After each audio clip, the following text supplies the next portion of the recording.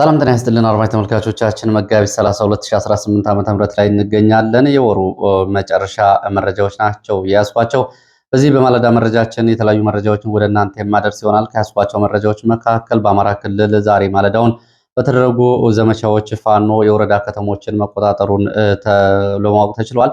በተቆጣጠራቸው የወረዳ ከተሞች እንደዚሁ በነበረው ውጊያ ወታደራዊ፣ ሰብአዊ፣ ቁሳዊ ኪሳራ ደርሷል። በርካታ ሎጂስቲክ በፋኖ እጅ ገብቷል። ተተኳሽ እና ጥይት ጨምሮ በፋኖች ሲገባ እንደዚሁም ደግሞ በሚሊሻ የአድማ ብተናና የመከላከያ አዋጊዎች እና አባላት ጭምር እንደዚሁ ስለመማረካቸው የሚገልጹ መረጃዎችም አሉ።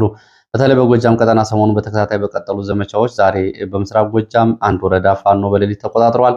ከቀናት በፊት በደጋ ዳሞት፣ ፈረስ ቤት፣ አዴትና ወንጅ ቆለላ የነበሩት ዘመቻዎች ተከትለው በቀጠናው ከፍተኛ የሆነ የአየር ኃይል ስምሪት መሰጠቱ ይታወቃል። ዛሬም የአየር ጥቃቶች ተፈጽመዋል። የእግረኛ ሰራዊቱ ላይ ደርሰውን ጉዳት ለማካካስ በሚል በአየርም ጥቃት ተፈጽሟል። ይህንን ጨምሮ የተለያዩ መረጃዎችም በዚህ ሰዓት ወደ እናንተ አደርሳለሁ። በወሎ ቀጠናም እንደዚሁ ትናንትና ከበባ ውስጥ የነበረ ወረዳ ዛሬ በፋኖ ተይዟል። አድማ ብተናና ሚሊሻ አብዛኛው እጅ ሰጥቷል። መከላከያና የቡድን መሳሪያዎች ወደ ተራራማ ስፍራዎች አካባቢ ከባድ ትንቅንቅ እየተደረገ እንደሆነ የወጡ መረጃዎች ያሳያሉ። እነዚህ ከማለዳ የግንባር መረጃዎች መካከል ይገኙበታል። እነዚህን ጨምሮ በተለያዩ አካባቢዎች ያሉ ዝርዝር የግንባር መረጃዎችን በዚህ ሰዓት ወደ እናንተ አደርሳለሁ። እናንተም እየተከታተላችሁ አብራችሁ እንድትቆዩ ነው በአክብሮት የምጋብዛችሁ። ሌሎች መረጃዎችም አሉኝ። ወደ ትግራይ የሚወስደን የትግራይን ፖለቲካም የተመለከተ መረጃ እንደዚሁ ወደ እናንተ አደርሳለሁ። ጀነራል ታደሰ ወረደ የትግራይ ጊዜያዊ አስተዳዳሪነት የስልጣን ዘመን መራዘሙን ተከትሎ በትግራይ ፖለቲካ የተለያዩ አስተያየቶች እየተነሱ ነው የሚገኙት። ቀደም ብሎ እንደሚታወቀው የትግራይ ፖለቲካ አሁን በሁለት ዋና ዋና ቡድኖች ተከፍሏል። ከዛ ባሻገር በ21 የፖለቲካ ፓርቲዎች እንወከላለን በሚል እንቅስቃሴ እየተደረገ ነው የሚገኘው። የህወሓት ወደ ሁለት ከተከፈለ በኋላ በአስመራ የሚደገፈው አሁን መቀመጫውን መቀሌ ያደረገው የነ ደብረጽዮን ቡድንና እንዲሁም ደግሞ በአዲስ አበባ መንግስት የሚደገፈው መቀመጫውን አዲስ አበባ ያደረገውና በወታደራዊ ኃይሉ መቀመጫውን አፋርና አማራ ክልል ያደረገው ደግሞ የጌታቸው ቡድን ይገኙበታል። እነዚህ ሁለቱም ቡድኖች የጀነራል ታደሰን ሹመት አልደገፉም። በተናጠል እንግዲህ በሚኒስትር ደረጃ ያለ የትግራይ ተወላጅ ብቻ ነው ይህን ደግፏል የተባለው። ከዚህ ጋር በተያያዘ ህወሓት ጀነራል ታደሰ ወረደ ወደ ትግራይ ቢመጡም የሚሰሩት ስራ የለም በሚል የቀድሞውን ምክር ቤት እያዋቀረ ነው የሚገኘው። ይህ እንግዲህ ከትግራይ ፖለቲካ በሚቀጥለው ጊዜ ምን ይጠበቃል የሚለውን የሚያሳይ ነው። ከዚህ ጋር በተያያዘ እንደዚሁ ህወሓት ሌሊቱን ወታደራዊ እንቅስቃሴ አድርጓል። በራያ ቀጠና ወደ መከላከያ ካምፖች ምሽቱን በሁለት አቅጣጫ ኃይል ማስጠጋቱን የሚገልጸውን መረጃ ጨምሮ ዝርዝር መረጃዎችን ወደ እናንተ አደርሳለሁ። እነዚህ ከሀገር ውስጥ መረጃዎች ናቸው ዋና ዋናዎቹ። እንደዚሁ ደግሞ በዓለም አቀፍ ደረጃ እንግዲህ አምስተኛ ሳምንቱን ሊደፍን አንድ ቀን የቀረው ጦርነት፣ ሁለት ቀናት የቀሩት ጦርነት አለ፣ የመካከለኛው ምስራቅ ጦርነት። በዚህ ጦርነት እንግዲህ ዓለምን እፎይ የሚያስብል ዜና ተሰምቷል። ይሄን ዜና መሰማቱን ተከትሎ በዓለም አቀፍ ደረጃ የነበረው የነዳጅ ዋጋ እየቀነሰ ነው የሚገኘው። እስካሁን በወጡ አሃዛዊ መረጃዎች ከ18 እስከ 22 በመቶ ነዳጅ ቅናሽ አሳይቷል። ስምምነት ይደረሳል መባሉን ተከትሎ ከዚህ ጋር በተያያዘ እንደዚሁ እንግዲህ በመካከለኛው ምስራቅ ምን አዲስ መረጃዎች አሉ የሚለውን በቅደም ተከተል ወደ እናንተ አደርሳለሁ። ወደ መረጃዎቹ ሲሄድ በመካከለኛው ምስራቅ እንግዲህ በስምምነቱ ምክንያት የነዳጅ ዋጋ በከፍተኛ ሁኔታ እየቀነሰ መሆኑ ነው የታየው። ባለፉት 12 ሰዓታት የነዳጅ ዋጋ እስከ 22 በመቶ ቅናሽ አሳይቷል። በመካከለኛው ምስራቅ ጦርነት ምክንያት ተዘግቶ የነበረው የሆርሙዝ ሰርጥ ይከፈታል መባሉን ተከትሎና የስምምነቱ ዓላማ ይህንን ሰርጥ ለማስከፈት ነው መባሉን ተከትሎ ነው ነዳጅ በዓለም አቀፍ ደረጃ የዋጋ ቅናሽ እያሳየ ያለው። በነዳጅ ምክንያት በተለይ እንግዲህ የፋሲካ በዓልን እንኳን ለማክበር ከቦታ ቦታ ለመንቀሳቀስ በኢትዮጵያ ውስጥ ያለውን ሁኔታ በተመለከተ ተከታታይ ዘገባዎችን እንዲሁም ደግሞ እናንተም የመስክ ምልከታዎችን እና የጉዞ እንቅስቃሴዎቻችሁን እያያችሁ ትዝብት ልካችኋል። አሁን በዓለም አቀፍ ደረጃ የነዳጅ ዋጋ 22 በመቶ ድረስ ቀንሷል ነው የተባለው። ይሄ የሆነው እንግዲህ መካከል ለዓለምን እፎይ ያስባለው ዜና ትላንትና መሻሹን ከተሰማ በኋላ ነው። የሆርሙዝ ሰርጥ ለ2 ሳምንታት ክፍት እንዲሆን ኢራንና አሜሪካ መስማማታቸው ነው የተገለጸው። ይሄ ስምምነት በፓኪስታን አሸማጋይነት ነው ወደ ጫፍ የደረሰው ተብሏል።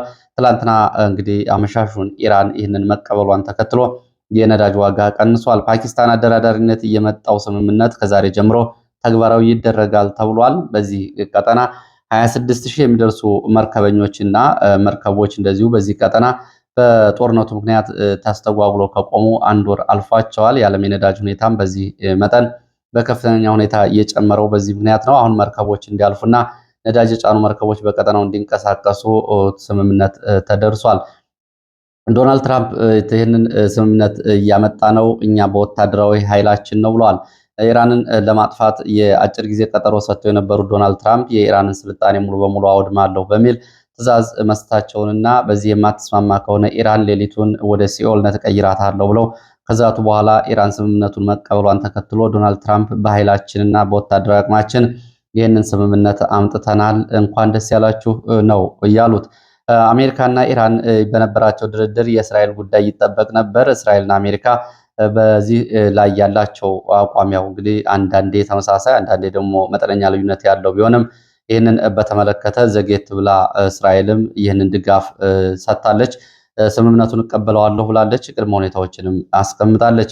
እንግዲህ እስራኤልና አሜሪካ ጦርነቱን በኢራን ላይ ሲከፍቱ የኒውክሌር የሚሳይል እንዲሁም ደግሞ የትጥቅ ለማስፈታት እና ኒውክሌር እንዳትታጠቅ ለማድረግ የነበረ ቢሆንም ኢራን የዓለምን ጉሮሮ ዘግታ ጉዳዩን የባህር ወሽመጥ ስለመክፈትና ስለመዝጋት አድርገዋለች አጀንዳውን። ይሄ በኢራን በኩል እንግዲህ ብዙዎቹ የኢራንን ወታደራዊ፣ ፖለቲካዊ እንዲሁም ደግሞ የጂኦፖለቲካ አቅሟን የተጠቀመችበትን ሁኔታና እና አሜሪካን ወደ ድርድር ያመጣችበትን መንገድ ብዙዎቹ በአድናቆት እየተመለከቱት ነው የሚገኙት። ኢራን ያላትን አጠቃላይ ስልታዊ ዘዴዎች ሙሉ በሙሉ ተጠቅማለች። ከዚህ ጋር በተያያዘ እንግዲህ ዓለምን ተጽዕኖ ውስጥ በመክተት ነው ይህንን ስምምነት እንዲመጣ ያደረገችው።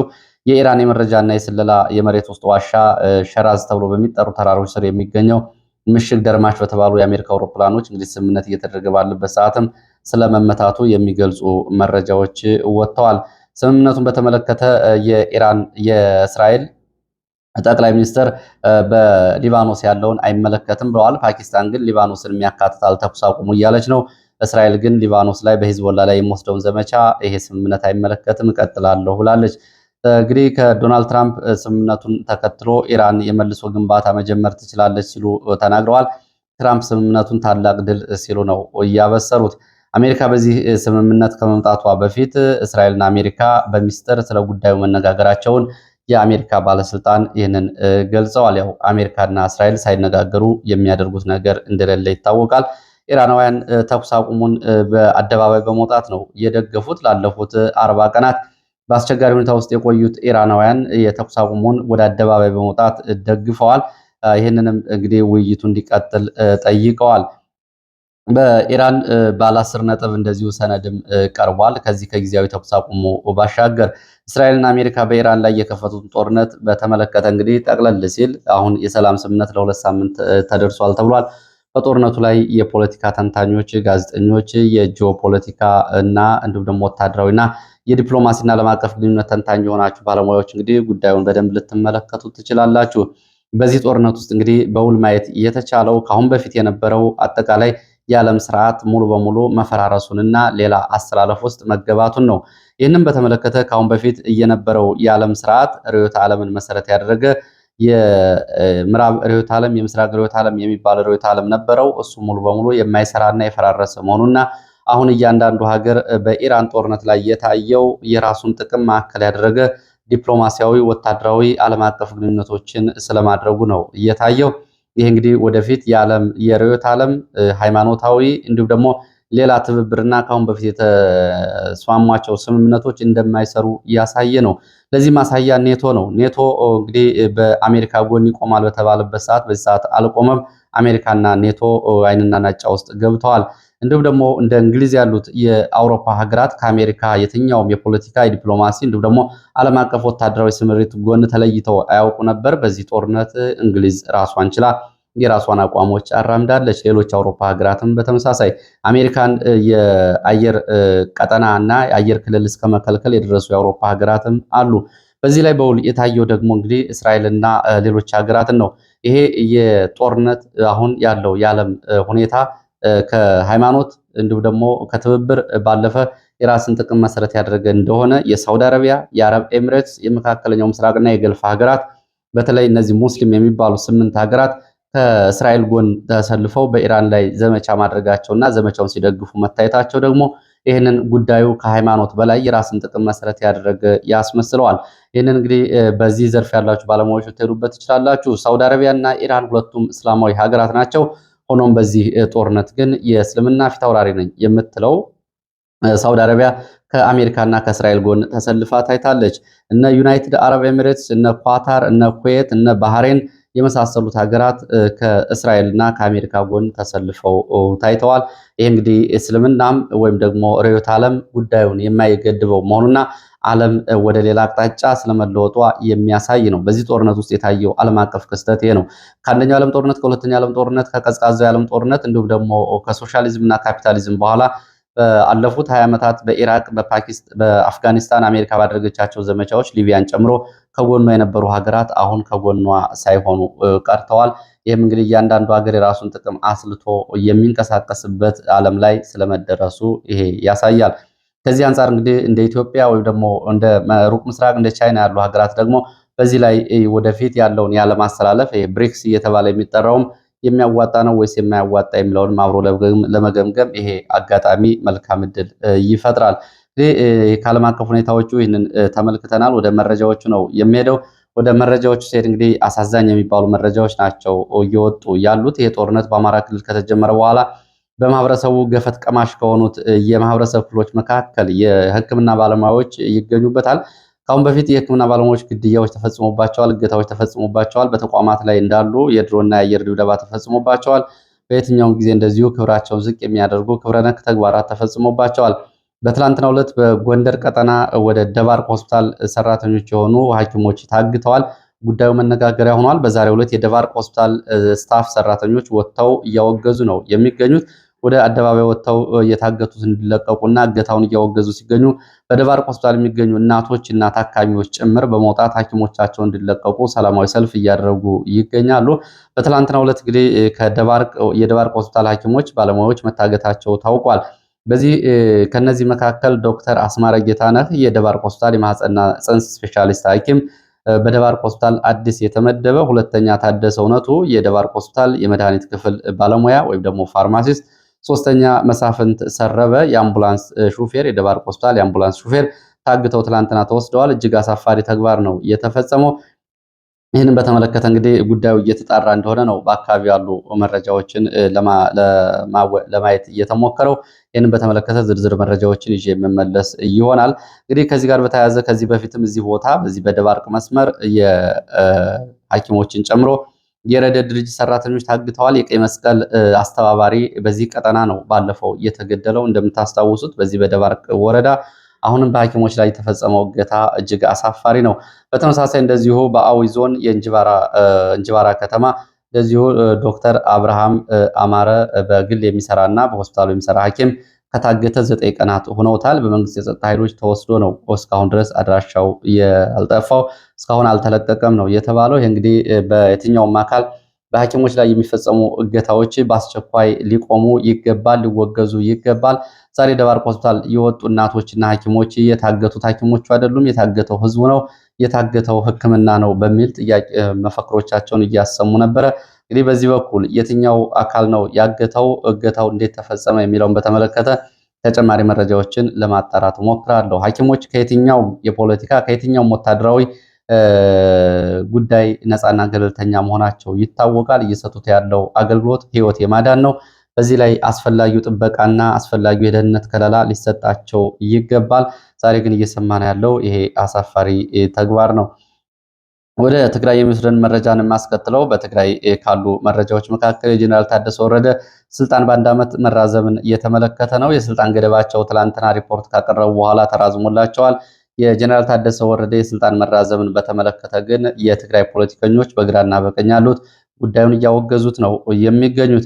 በትግራይ የሚገኘው የነ ደብረ ጽዮን ቡድን የጀነራል ታደሰን ስልጣን መቀጠል እንደማይቀበለው ወስኗል። 2013 ዓ.ም የሰሜን ዕዝ ከመጠቃቱና ወደ ትግራይ ዘመቻ ከመደረጉ በፊት የነበረው ምክር ቤት እንደሚቀጥልና ይህ ምክር ቤት ምስረታውን እያደረገ እንደሆነ በአድዋ በተንቤንና በመቀሌ ስብሰባዎች እየተደረጉ መሆናቸውንና የፕሪቶሪያን ሰላም ስምምነት ተከትሎ ጊዜያዊ አስተዳደር የሚባለው ዘመኑ አብቅቷል በሚል እነ ደብረ ጽዮን ይህንን እያደረጉ ይገኛሉ። በሌላ በኩል እነ ጌታቸው ረዳም ቡድን እንደዚሁ የስልጣን መራዘም እንደዚሁ እያወገዘ ነው የሚገኘው።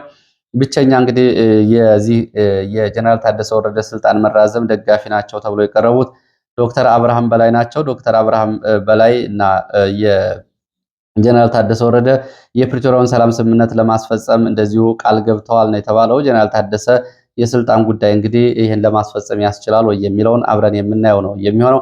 መስቀለኛ መንገድ ላይ የሚገኘው የትግራይ ፖለቲካ ከዚህ በመነሳት ወደ የት ሊሄድ ይችላል? አብረን በሚቀጥለው ጊዜ የምናየው ጉዳይ ነው የሚሆነው። ይህንን ተከትሎ ሊሆን ይችላል እንግዲህ ህወሓት እንደዚሁ ኃይል እያስጠጋ ነው የሚገኘው። በራያ ቀጠና ህወሓት በሁለት አቅጣጫ ኃይል ማንቀሳቀሱን የወጡ መረጃዎች ያሳያሉ። ወደ መከላከያ ካምፕ አቅጣጫዎች ነው እንቅስቃሴ የተደረገው፣ ከራያ አላማጣ ወደ ራያ ቆቦ አቅጣጫዎች ጭምር። አንደኛው ኩቢ ቀረንሳ ተብሎ ከሚጠራው አካባቢ ባይባው ተብሎ ወደሚጠራው አቅጣጫ እና ሁለተኛው ደግሞ ሰሌን ውሃ ወደ ገደራ ተብሎ ወደሚጠሩት አካባቢዎች ጮቢበር አካባቢ ወዳሉ የወታደራዊ ካምፖች ምሽቱን ኃይል ማንቀሳቀሳቸው ነው ህወሓቶቹ የታወቀው። ወታደር አስጠግተዋል ታጣቂ። ከዚህ ጋር በተያያዘ እንደዚሁ ላስታ መገንጠያ ተብሎ የሚጠራው አካባቢ በሰሜን ወሎ አስተዳደር ውስጥ የነበሩት የራያ አለማጣ ከተማና ራያ ባላ ወረዳ ሚሊሻዎችም ትላንትና እንደዚሁ በአማራ ክልል የሚሊሻና ወታደራዊ ባለስልጣናት እንደዚሁ ትላንትና ኦሪንቴሽን ተሰጥቷቸዋል። እነዚህ እንግዲህ ጮቢበር ተብሎ ከሚቀጠራው የመከላከያ ካምፕ በቅርብ ርቀት የራሳቸውን ካምፕ ይዘው የሚገኙ ናቸው። አካባቢ በህወሓት ከተያዘ በኋላ በሰሜን ወሎ ጃራ ጊዜያዊ ካምፕ ስልጠና የወሰዱ ሚሊሻዎች ናቸው። ጉዳዩ ወደየት እየሄደ ነው? በሚቀጥሉት ቀናት አብረን የምናየው ይሆናል። እናት ፓርቲ በድሬዳዋ የተመራጩ መታሰራቸውን ገልጿል። ትብብር ለኢትዮጵያ እናት ፓርቲ ኢህአፓን ጨምሮ ማለት ነው። እጩ ተመራጩ በድሬዳዋ ከተማ ተይዞ ታስሯል። በአስቸኳይ እንዲለቀቅ ጠይቀዋል።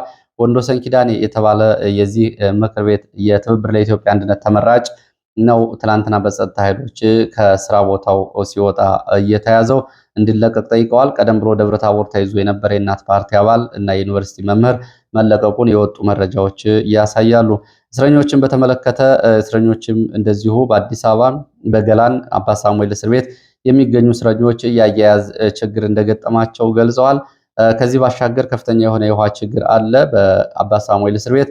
በዚህ ምክንያት እስረኞቹ ለከፋ የጤና ችግርና እንዲሁም ደግሞ ለተላላፊ በሽታዎች እየተጋለጡ መሆናቸውን ነው እየገለጹት።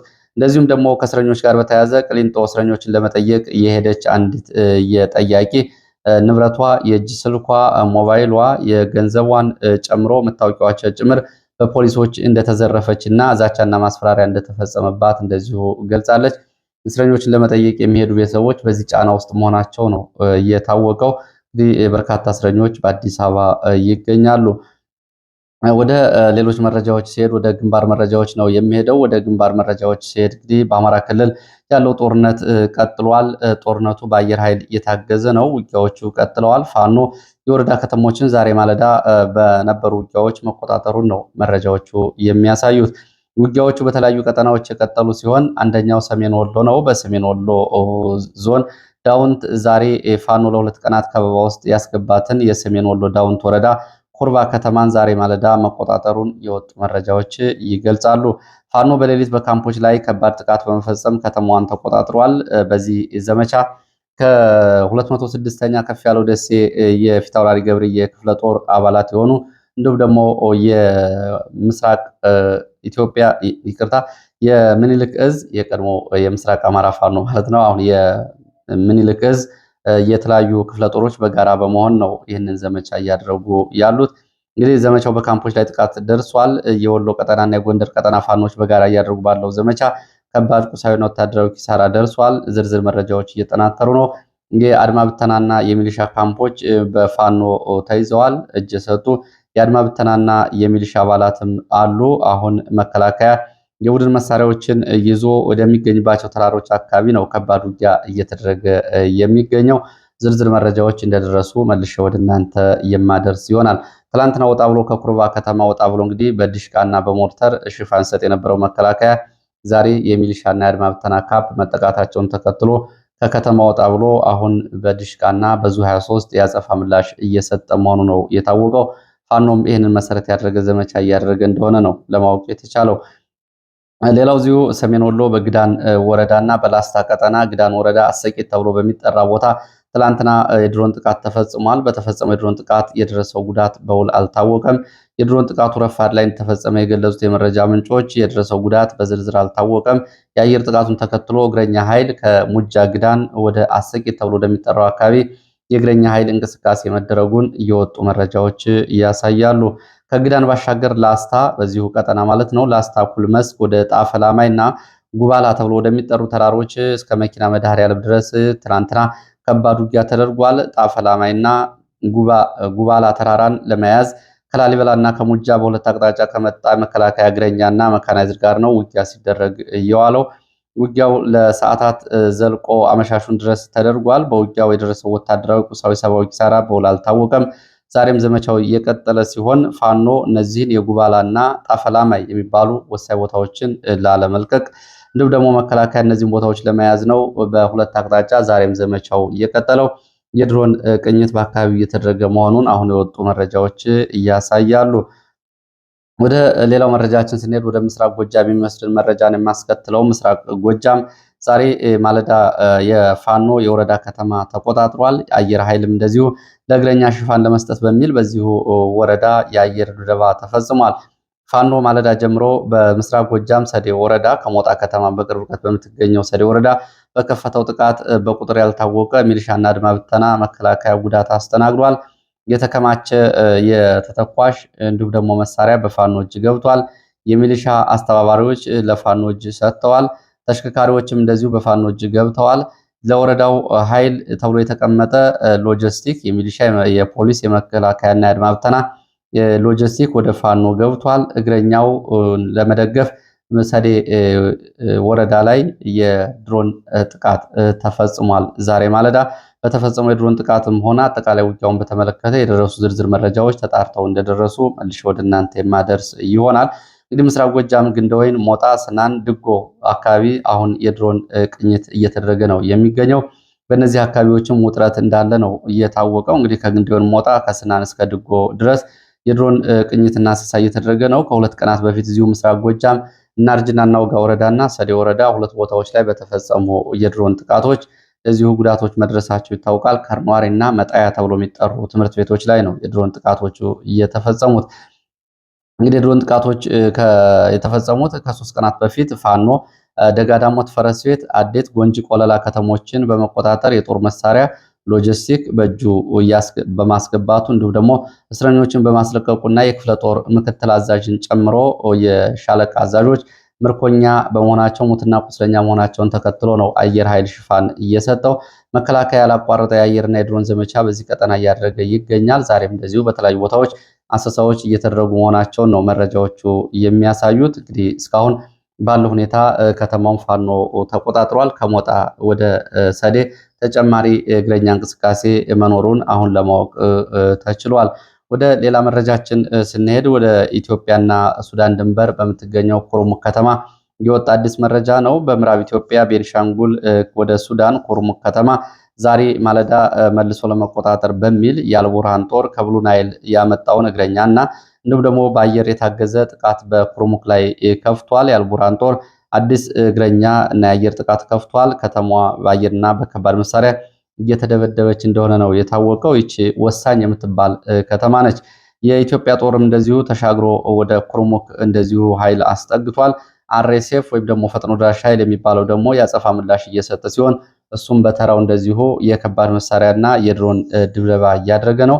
ይችን ገዥ መሬት ለመቆጣጠር እንግዲህ የአልቡርሃን ጦር ተጨማሪ ኃይል ከብሉ ናይል ወደዚህ ቀጠና ሲያጓጉዝ የአርኤስኤፍ ደግሞ ከኢትዮጵያና ከአረብ ኤሚሬትስ ከኬንያ ጭምር ተጨማሪ ኃይል ወደዚህ ቀጠና ወደ በአሶሳ በኩል በማስገባት ብሉ ናይልን ለመቆጣጠር መጠነ ሰፊ ወታደራዊ ዝግጅት እያደረገ መሆኑን ነው መረጃዎቹ የሚገልጹት። ለዚህ ሰዓት ከተለያዩ አካባቢዎች ማሰባሰብ ወደ እናንተ ለማድረስ ያስኳቸው መረጃዎች እነዚህን ነው የሚመስሉት። ስለተከታተላችሁ በእጅጉ አመሰግናለሁ። በሌላ ተመሳሳይ መርሃ ግብር እስከምንገናኝ ድረስ መልካም ጊዜ፣ መልካም ቀን።